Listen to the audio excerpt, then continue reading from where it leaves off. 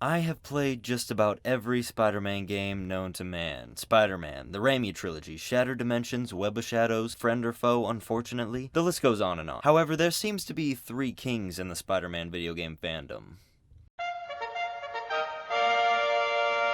Spider-Man for PS1 is an absolute classic. Based off the 90s cartoon and narrated by the great Stan Lee, I think my favorite thing about the game is that it's almost like opening up a comic book. There seems to be no rules when it comes to story. This game features every single freaking villain in Spider-Man's rogue gallery, including Dr. Octopus, who bonds with Carnage to create Doc Carnage or whatever.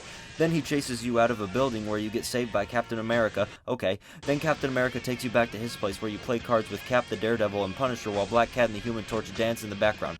This is a real game. Spider-Man 2, on the other hand, sits on the opposite side. Yes, the game had side quests and a few extra villains, but the main goal of Spider-Man 2 was to tell Sam Raimi's Spider-Man 2.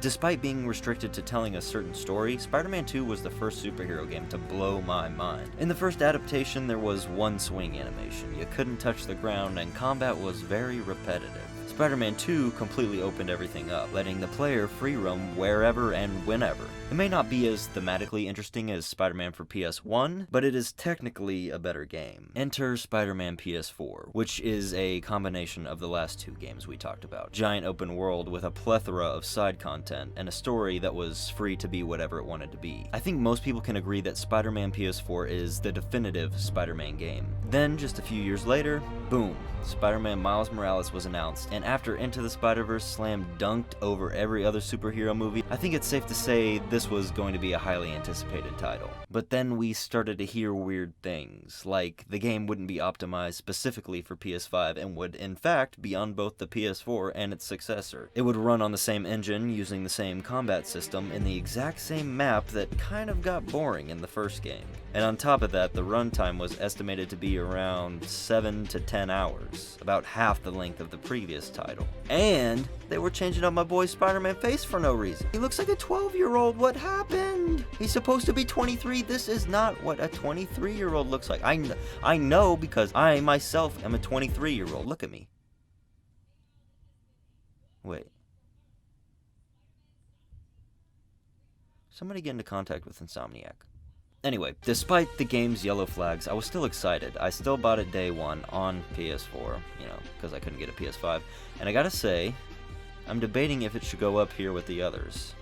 Spider-Man Miles Morales is one of the best superhero games of the last few years. It feels weird to come out and say it, but the game has a ton of subtle enhancements over its predecessor that I couldn't help but love most of it. Right away, the game knocks you on your ass with an amazing opening mission that absolutely sets the tone for the rest of the game. I think a huge problem I had with the last title is that yes, the combat felt very Arkham Asylum-y, and while the combat hasn't changed here, Miles has more unique abilities than Peter does. His Venom Strike and invisibility lend the player to get a little more creative. Traversal feels better than ever due to a huge variety of swing animations that feel even more natural than before. The story is a little more focused, and what's more is the pacing is pretty good too. When people heard this game would be half the length of Spider-Man PS4 at best, people kinda got up in arms. But I think my main problem with Spider-Man is that yes, cool, it was an 18 to 20 hour story, but only about 12 of those hours were actually great quality gameplay.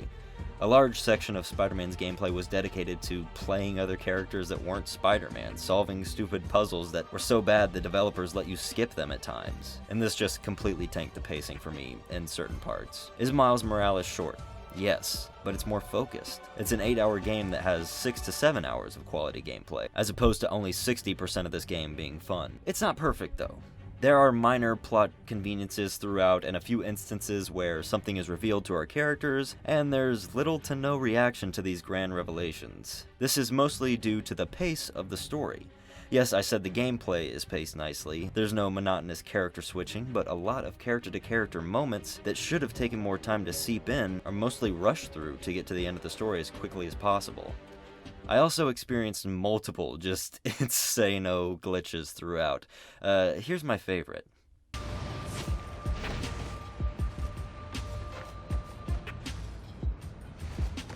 How long you been? Don't think He those saw guys us! are for And take him out! I know Spike. And here is a look at the final boss encounter that I had. And I'd say my final problem is the difficulty.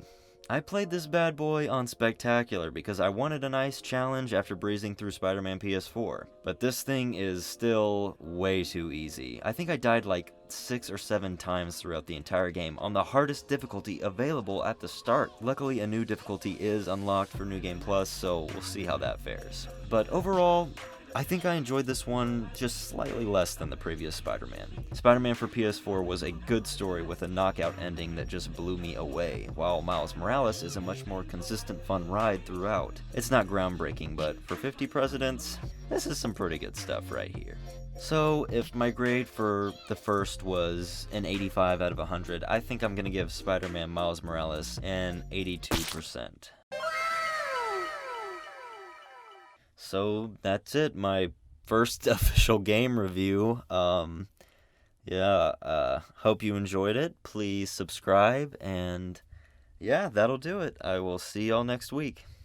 Hey, Spidey, can you get us Captain America's autograph? Oh, brother.